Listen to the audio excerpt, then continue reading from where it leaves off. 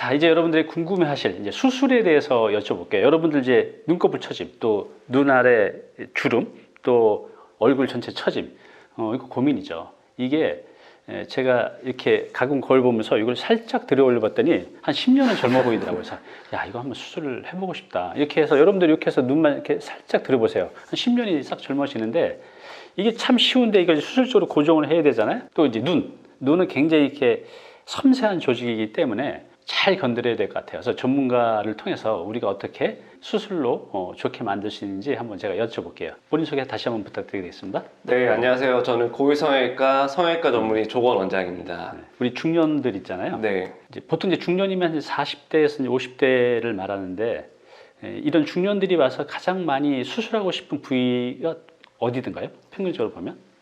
대부분 처음 이제 성형외과를 찾아오실 때 저희 병원에 오셔서 하시는 말씀이 이제 대부분 90% 이상은 눈꺼풀 처짐 이런 것들을 가장 눈이에요? 고민으로 많이 말씀하십니다. 눈꺼풀이 아무래도 이 피부가 얇아서 가장 먼저 처짐이 생기나 봐요. 이제 우리가 젊었을 때 비해서 나이가 드시면서 이제 눈꺼풀이 많이 처지시는데요. 첫 번째 이유는 이렇게 눈꺼풀 처짐이 생기는 이유가 이 눈꺼풀 피부 자체가 말씀하신 것처럼 피부도 얇고 젊었을 때에 비해서 이제 탄력도 떨어지고 늘어지고 하면서 점점 밑으로 이렇게 흘러내려오시지 눈을 가리게 되는 효과가 하나 있고요.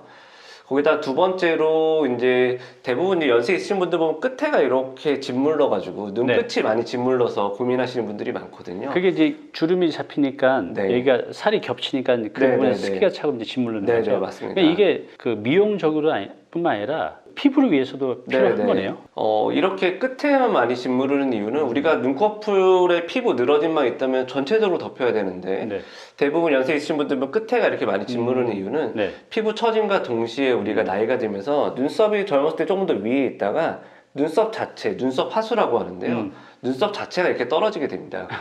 그런데 이제 눈썹이 떨어질 때 이 가운데 부분은 미간 근육이나 이마 근육 힘이 세다 보니까 눈썹 어느 정도 지탱해 주는데 이 양쪽 끝은 근육이 거의 없어서요. 눈썹이 특히 이렇게 바깥에가 많이 처지게 되고요. 아, 그렇군요. 안쪽보다. 네, 안쪽보다 바깥쪽이 많이 처지게 되고 그로 인해서 중년분들이 이렇게 끝에 짓무르면서 처지는 증상을 많이 호소하십니다. 그래요. 그러면 이 눈꺼풀 처짐 어떻게 해결이 가능할까요? 이제 눈꺼풀 처짐을 해결하는 방법은 크게 한 세 가지 방법 정도가 있는데요. 대부분의 분들이 알고 계시는 것처럼 이렇게 늘어진 눈꺼풀을 잘라내고 쌍꺼풀을 만드는 그냥 상안검 수술이라고 하는데 상안검이요? 네, 상안검 수술. 그러니까 젊은 친구들은 쌍꺼풀 수술이라고 부르죠. 근데 이 상안검 수술하는 방법을 이 첫 번째 이제 방법이라 생각하시면 되고요. 두 번째로 이제 내가 과거에 쌍꺼풀 수술을 했거나 혹은 선천적으로 쌍꺼풀이 있고 그리고 나는 쌍꺼풀이 막 생기거나 변화가 생기는 거 싫다, 최대한 자연스럽게 하시고 싶다, 이런 분들은 눈썹 밑에서 이렇게 처진 것만 당겨서 올리는 수술 방법이 있습니다. 눈썹파 거상술이라고 하는데요. 눈썹 밑에서 거상을 한다는 뜻에서 눈썹파 거상술. 이 두 번째 방법으로는 이런 방법이 있고요. 세 번째 방법으로는 아까 제가 말씀드렸던 것처럼 나이가 드시면서 눈썹 자체의 하수가 발생하게 되거든요. 눈썹이 떨어지게 되고 그리고 나이가 드시면 잘 안 보이기도 하시고 여러모로 이렇게 자꾸 찡그리시면서 미간에 주름이 많이 생기세요. 그래서 이런 주름을 해결하면서 눈썹을 이렇게 가볍게 올려주는 이마 거상술이라고 해서 이렇게 눈썹 자체를 당겨서 올려주는 방법, 이렇게 세 가지 방법 정도로 나눠서 좀 설명드릴 수 있고요. 환자분들이 대부분은 첫 번째로 말씀드렸던 이 상안검 수술만 생각하고 오세요. 근데 상안검 수술만으로도 결과가 좋아지실 수 있는 분들도 있고 주변에서 보시면 우리가 나이 드셔서 이렇게 수술을 하셨을 때 어떤 분들은 굉장히 결과가 좋고 되게 예뻐지시고 기능적으로 개선이 되시는데 또 어떤 분들은 수술하고 나서 인상이 막 너무 강해지고 너무 부자연스럽고 부리부리해지고 막 세 보이고 그런 분들도 계시거든요. 그래서 환자분 케이스에 따라서 상안검 수술만으로 좋아지실 수 있는 분들도 있지만 이 눈썹파 거상이나 이마 거상을 같이 시행해야 되는 경우 이런 경우도 있기 때문에 그런 케이스를 잘 선별하는 게 굉장히 중요하다고 생각합니다. 이제 환자분들 중에는 이제 전문가 봤을 때 지금 말씀하신 대로 이렇게 균형을 맞춰야 되는데 본인의 요구 사항이신 분도 있으실 거예요. 나는 무조건 이렇게 해주세요. 이럴 때는 어떻게 하세요? 이제 뭐 만약에 정말 피부도 너무 두꺼우시고 막 눈과 눈썹 사이도 좁고 막 인상도 강하고 미간에 주름도 많으신 분이세요. 근데 이런 분이 단순하게 나 눈 처졌으니까 쌍꺼풀 수술할 거야 이렇게 오셔서 흔히 상안검 수술 해달라고 막 이렇게 말씀하시는 분들이 있거든요. 근데 그런 분들 오시면 저희가 쌍꺼풀, 가상의 쌍꺼풀을 이렇게 만들어서 보여드리면 그 모습이 어색하다는 걸 바로 아세요. 그러니까 그런 분들 같은 경우는 되도록이면 처짐만 해결하는 방식으로 뭐 눈썹 밑에서 처진 것만 끌어올린다든지 아까 말씀드린 이렇게 눈썹을 이렇게 올려주는 이마 거상술을 하게 되면 이렇게 피부가 딸려 올라가면서 처진 것도 개선되거든요. 그래서 이런 다른 방법들을 통해서 처짐을 개선하는 쪽으로 많이 유도합니다. 방금 말씀하신 이 세 가지 수술, 상안검, 눈썹 하 거상술, 이마 거상술, 이 세 가지 중에서는 환자 입장에서 어떤 게 가장 이제 부담, 이제 어려운 수술이라고 표현해야 될까요? 이 세 가지 수술 다 이제 대부분은 눈 수술은 굉장히 가볍게 생각하고 오시거든요. 쌍꺼풀 수술하는 거에 대해서는 주변에 하신 분들도 많으시니까 그냥 시술 정도로 생각하는 분들이 많은 것 같아요. 맞습니다. 근데 이제 뭐 눈썹화 거상술 같은 경우는 이제 눈썹 밑에 이렇게 절개가 들어가기 때문에 흉터가 남는 것 때문에 또 걱정하시는 분들이 있어요.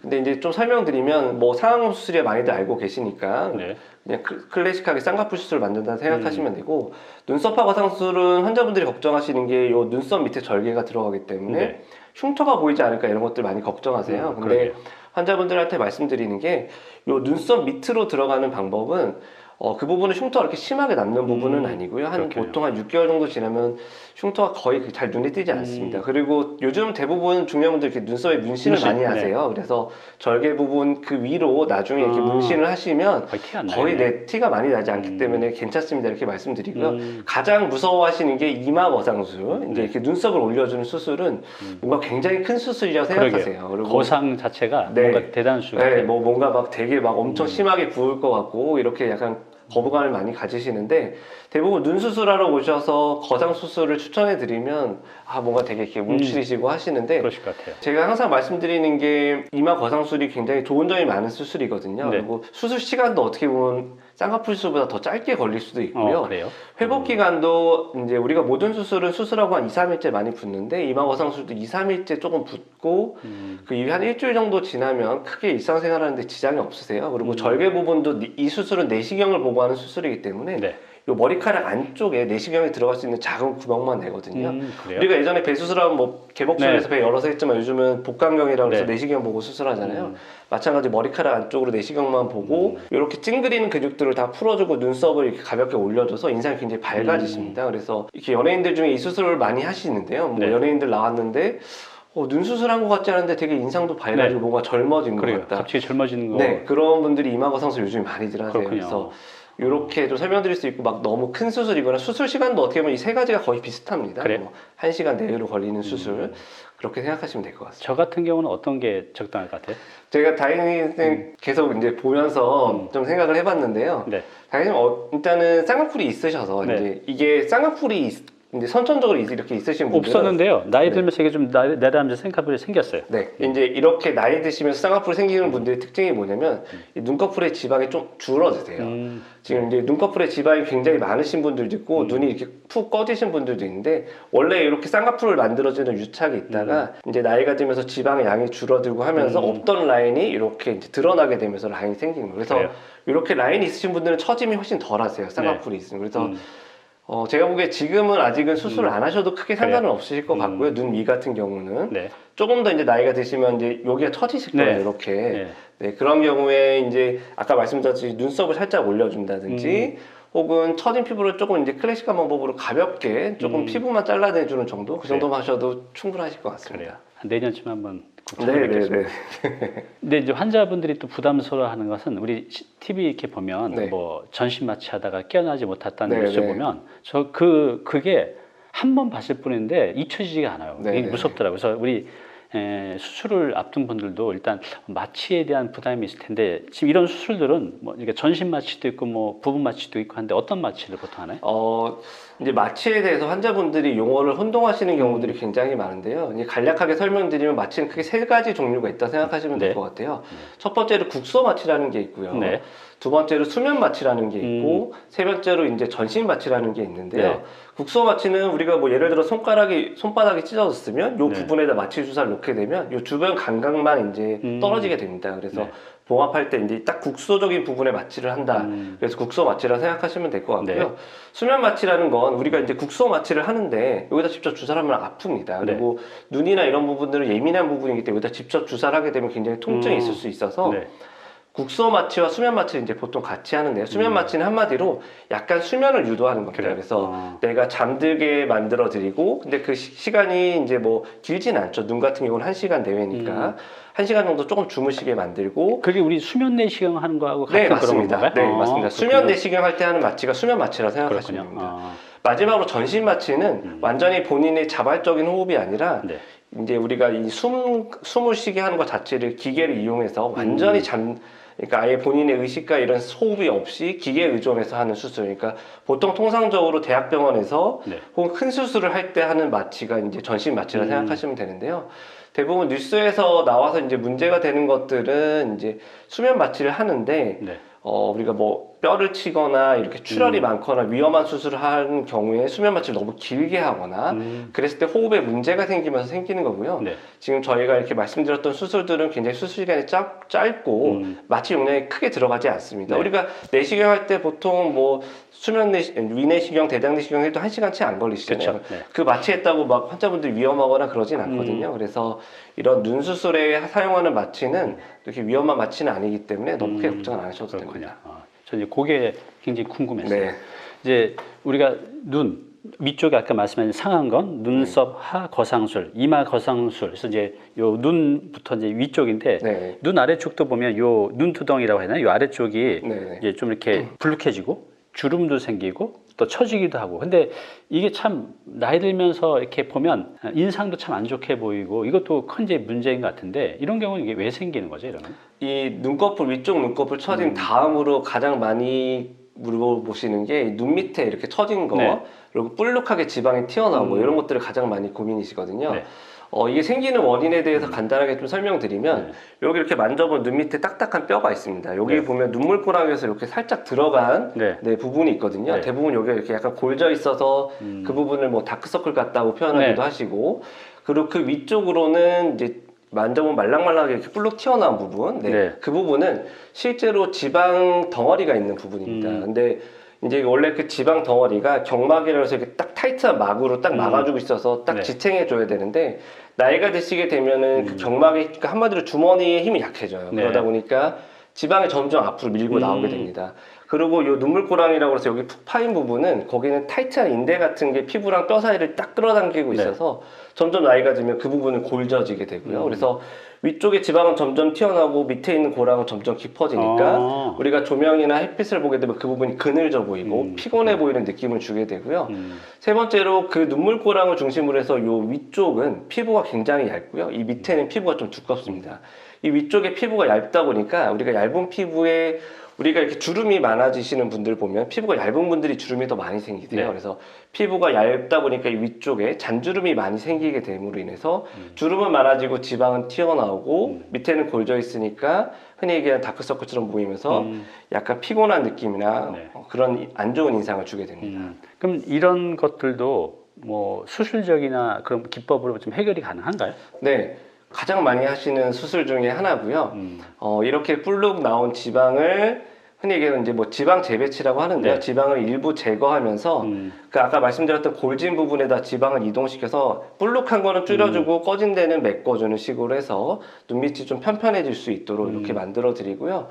두 번째로 이제 대부분 이렇게 애교살이 조금 있으시면 인상이 조금 더 좋아 보이거든요. 그래서 맞아요. 하안검 수술하면서 일부러 이렇게 애교라는 거는 우리가 이제 근육이 이렇게 뭉쳐지면서 웃으면 이렇게 애교가 더 도드라지거든요. 그래서 그 부분에 수술하면서 애교살을 조금 더 도드라지게 만드는 방식으로 수술을 진행하게 됩니다. 이 하안검 수술은 어떻게 진행이 되나요? 궁금한데 위에는 이제 이해가 되는데. 하안검 수술은 이제 우리가 이 눈밑 수술할 때 방법이 크게 두 가지가 있는데요. 이렇게 눈 안쪽으로 결막이라서 이렇게 눈을 뒤집어서 안쪽으로 열고 들어가는 방법이 있고요. 그래요? 무서운데?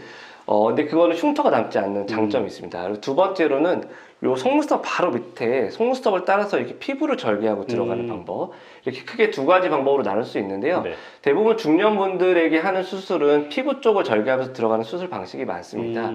왜냐하면 피부에 처짐이 있기 때문에 요 바깥쪽에 피부를 절개하고 들어가서 늘어진 피부를 일부를 제거하고 이렇게 당겨줘서 리프팅하 여기 중안면부를 이렇게 좀 당겨서 이렇게 골반에 잡아주면은 피부가 그렇게 당겨주면 피부가 펴지면서 네. 주름도 개선되거든요. 근데 이런 방식으로 하려면 눈 안쪽 결막으로 들어가는 것보다 바깥에 피부를 통해서 들어가는 방식이 좋기 때문에 40, 50대가 넘어가시는 분들은 다 피부 바깥쪽 절개를 통해서 좀 수술을 진행한다. 그래서 이제 바깥에 피부를 열고 들어가서 안쪽에 이제 지방을 아까 전에 박리에 대해서 물어보셨는데 박리라는 거는 우리가 피부 바로 밑에 지방이 있고 그 밑에 근육이 있으면 피부랑 지방층을 이렇게 분리하는 거죠. 혹은 지방과 근육층을 이렇게 분리하는 거죠. 그걸 박리라고 네, 그렇게 분리하는 과정을 이제 박리라고 하고요. 이 수술도 마찬가지로 피부를 열고 들어가서 근육과 지방층을 박리해서 지방을 잘 찾아낸 다음에 이 지방층을 일부 제거하거나 혹은 밑으로 당겨서 고정하는 지방 재배치 수술을 진행하고 아까 말씀드렸듯이 이렇게 피부를 당겨서 고정해주는 건 이제 중안면부 리프팅이라고 하는데 이렇게 바깥에 고정해주는 수술을 보통은 같이 진행해서 피부의 주름을 개선하는 이런 방식으로 수술을 진행하게 됩니다. 회복 시간은요? 눈 위하고 눈 아래하고? 회복 시간은 비슷비슷하세요. 네, 이제 그래요. 눈 위도 그렇고 눈 밑도 그렇고 이제 환자분들이 또 생각하시는 것들이 막 절개로 수술을 하게 되면 막 소세지처럼 되고 내가 막 엄청 부을 거라고 이렇게 많이들 생각하시는데요. 요즘은 수술 방법이 많이 좋아져서 절개를 했다고 해서 무조건 막 많이 붓고 그런 게 아닙니다. 그래서 보통 환자분들한테 설명드릴 때는 2, 3일째 많이 부으시고 한 일주일째 보통 5일에서 7일 사이 실밥 뽑는데 그때쯤 되면 큰 붓기가 많이 빠지고 한 2주 정도 지나면 70% 정도 큰 붓기를 빠진다. 평균적인 값으로 보면은 이렇게 생각하시면 되고 눈 밑도 마찬가지로 이런 패턴으로 진행된다 이렇게 생각하시면 될 것 같습니다. 그 다음에 이제 처지는 게 이제 볼 많이 처졌어요. 그리고 이제 이 턱 밑살, 목도 그렇고 이런 고민 있으신 분도 굉장히 많으시죠. 네. 이제 눈꺼풀 하안검 처짐을 이제 생각하시다 보시면 이제 이 눈 수술을 먼저 하시고 나시면 이제 얼굴 처진 게 조금씩 보이시는 것 같아요. 눈은 젊어졌는데 여기 이렇게 처져 있으면 언밸런스 하잖아요. 같이 올려줘야죠.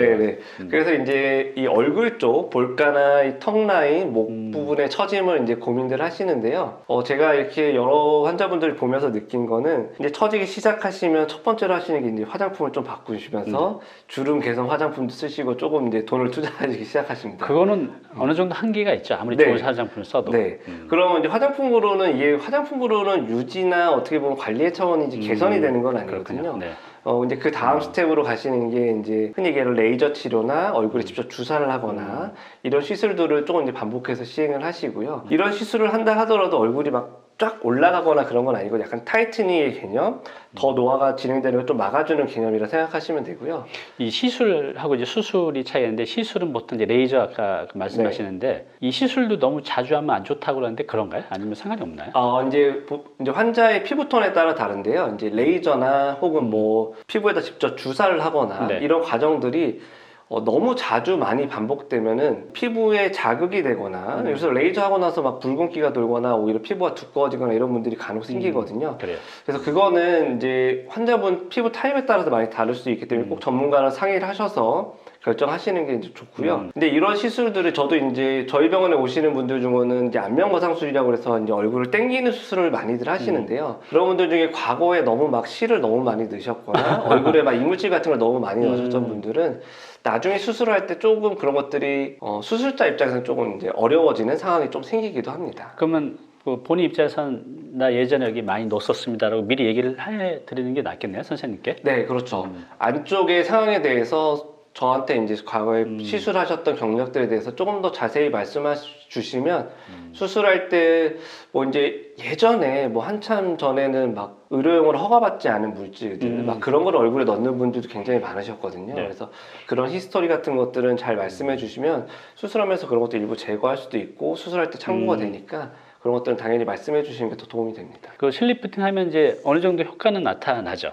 당연히 이렇게 피부가 올려서 이렇게 고정해주는 방식이기 때문에 효과가 나타나는데요. 환자분 타입에 따라서 조금 이제 유지 기간이 조금씩 차이가 날 수 있습니다. 얼마나 돼요? 유지 기간이? 보통은 저희가 환자분들한테 말씀드릴 때 한 6개월에서 1년 정도를 좀 말씀드리고요. 그것도 실의 종류에 따라서 조금 유지 기간이 좀 다르고 실을 또 얼마나 넣느냐에 따라서 조금 다르고 그렇기 때문에 본인의 타입에 따라서 이거는 전문가랑 좀 잘 상의를 하시고 결정하시는 게 중요합니다. 어쨌든 이게 1년이 채 못 가네요. 네네네. 1년 내에. 그럼 이제 시술로는 아까 말씀하신 대로 피부를 절개하지 않는 이상은 일시적인 효과 또 효과도 이제 한계가 있는데 결국 이제 수술로 가야 좀 많이 땡길 수 있잖아요.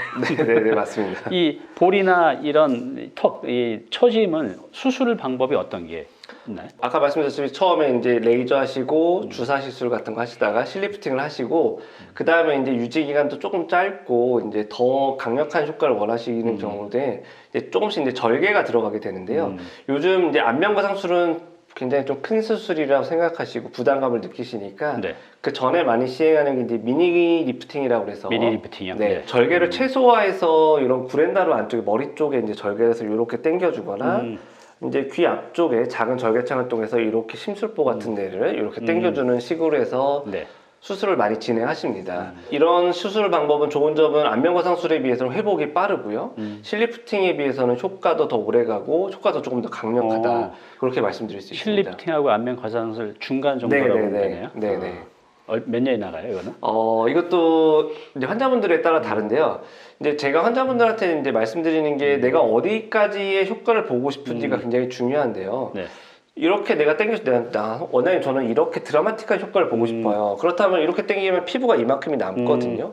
근데 이런 것들은 흔히 얘기하는 안면과 상술을 해서 이 처진 피부를 조금 제거하면서 수술을 해야지만 효과가 생기고요. 아까 말씀드렸던 미니 리프팅 같은 경우는 이것도 어느 정도 이제 반영구적인 수술이긴 한데요. 그래요? 안쪽에 근육을 당겨서 같이 고정을 해주니까. 근데 이 효과적인 면에서는 어느 정도 반영구적이지만 이 효과가 퍼지는 범위, 그러니까 전체적으로 얼굴 다 당기는 게 아니라 부분적으로 이렇게 포컬하게 하는 수술이기 때문에 내가 이렇게 전체적으로 다 당기길 원한다면은 안면과 상술을 하시는 게 좋고 여기 뭐 이렇게 심술보가 좀 고민이시거나 여기 전체적으로 약간 처진 게 조금 고민이시다. 그런 경우는 미니 리프팅으로 그리고 또 회복 기간이 길지 않으신 분들은 미니 리프팅을 먼저 하시는 것도 도움이 될 수 있습니다. 그러면 이제 우리가 얼굴에 대해서 손을 댈 때는 가벼운 거부터 하다가 나중에 이제 무거운 쪽으로 하는 게 낫나요? 한 번에 그냥 당기는 게 낫나요? 이것도 어떻게 보면은 뭐 정답이 있는 건 아닌데요. 피부 처짐이 이제 환자분들 중에 피부 톤이 조금씩 환자분들마다 다 다른데요. 네. 피부가 좀 잘 늘어지시고 좀 얇으신 분들이 계세요. 이제 그런 분들은 이렇게 잡아보시면 피부가 많이 늘어나시거든요. 네. 그런 분들은 아까 말씀드렸던 뭐 그냥 간단한 레이저나 실리프팅 같은 경우는 솔직히 크게 효과를 보기는 어렵습니다. 그런 분들 같은 경우는 조금 더 미니 리프팅이나 거상을 조금 더 생각하시는 게 오히려 앞에 그런 반복적인 환자분들 중에 이렇게 반복적으로 시술하시면서 본인 말씀에는 시간과 돈이 좀 낭비됐다. 그래서 안면 거상을 하고 싶으시다 이렇게 말씀하시는 분들도 있거든요. 그래서 처짐이 조금 내가 피부도 얇고 잘 늘어나는 편이고 내가 이렇게 당겼을 때 피부가 이렇게 잡히는 것들이 많다. 그런 경우는 오히려 조금 더 수술적인 거를 먼저 고려하시는 게 더 좋지 않을까 이렇게 생각이 듭니다. 제가 선생님 말씀 들어보니까 미니 리프팅에 좀 관심이 가는데 이제 저 같은 경우는 계속 일을 하잖아요. 그러면 이제 미니 리프팅 하고 나서 이제 멍이나 붓기도 이것도 생기죠, 당연히. 네, 물론 멍이나 붓기가 아예 없지는 않은데요. 안면과 상순이나 이런 것처럼 회복 기간이 훨씬 더 짧기 때문에 뭐 보통 한 2, 3일만 지나도 일상생활 하는데 전혀 지장은 없습니다. 이거는 그럼 마취는 어떤 마취래요? 이거는? 보통 수면 마취와 국소 마취를 같이 진행하고요. 뭐 대부분 이제 좀 수술 때 누우시면 무서워하세요. 무섭죠. 그러니까 그냥 단순한 쌍꺼풀 매몰법을 한다 하더라도 저희가 밖에서 상담하실 때는 또 괜찮다가 수술방 들어와서 수술 때 딱 누워서 위에 그 무형등이라고 해서 이 라이트가 딱 비춰지면 굉장히 긴장들 많이 하시거든요. 뭐 뽕짝 같은 걸 틀어주면 어떨까요? 그래서 저도 환자분들한테 긴장 많이 하시는 분들은 듣고 싶은 음악을 여쭤보는 좋을 것 같아요. 들어와서 어차피 수면을 하시게 되면 잠드시니까 근데 그 전에 막 차가운 마취약을 바르고 소독을 하고 이런 과정들이 굉장히 좀 무섭고 긴장되는 과정이어서 원하시는 음악이 있으면은 그런 준비하는 과정에서 좀 틀어드리기도 합니다. 그런 것들도 환자를 위한 굉장히 큰 이제 배려인 것 같아요. 그렇게 뭐 냄새도 이렇게 병원 가면 병원만의 냄새가 있잖아요. 뭐 이렇게 빵이나 커피를 해서 이제 그런 냄새를 좀 풍긴다든가, 뽕짝을 틀어놓는다든가 그런 것도 괜찮을 것 같아요. 제가 이제 100살을 살아가잖아요. 그리고 요즘에는 경제 활동을 뭐 은퇴 후에도 또 70, 80까지도 많이 하시잖아요. 그래서 젊어 보이는 거는 뭐 남한테 보여주는 걸 넘어서 제가 아침에 일어났을 때 어느 날 보면 굉장히 얼굴이 환하고 밝아 보일 때는 기분이 너무 좋은 거예요. 그래서 이것만으로도 내 삶이 또 하루 기분이 완전히 달라지는데 이거 좀 땡겨서 좀 5년, 10년 젊어진만 진다고 하면 실제로 우리 신체들은 젊어짐을 느낄 것 같아요. 플라시보 효과로. 그래서 예전에는 뭐 남자가 무슨 수술이냐 하지만 지금 이제 크게 흉이 아닌 것 같아요. 그래서 내 몸 건강 관리 먼저 잘 하시고 외모 관리도 해 가신다고 하면 우리가 이제 100세 시대에 이제 멋진 얼굴로 꼭 살아가셨으면 좋겠습니다. 선생님의 강의는 우리 잉클에서도 또 자세히 이제 하기로 했으니까요. 그 강의 한번 보시면 오늘 다 하지 못한 좀 더 깊이 있는 얘기를 들으실 수 있을 겁니다. 또 궁금하신 분들은 또 상담도 한번 받아보시기 바랍니다. 저는 내년쯤에 한번 해볼까 하는 계획입니다. 오늘 이렇게 나와주셔서 감사합니다. 네, 감사합니다.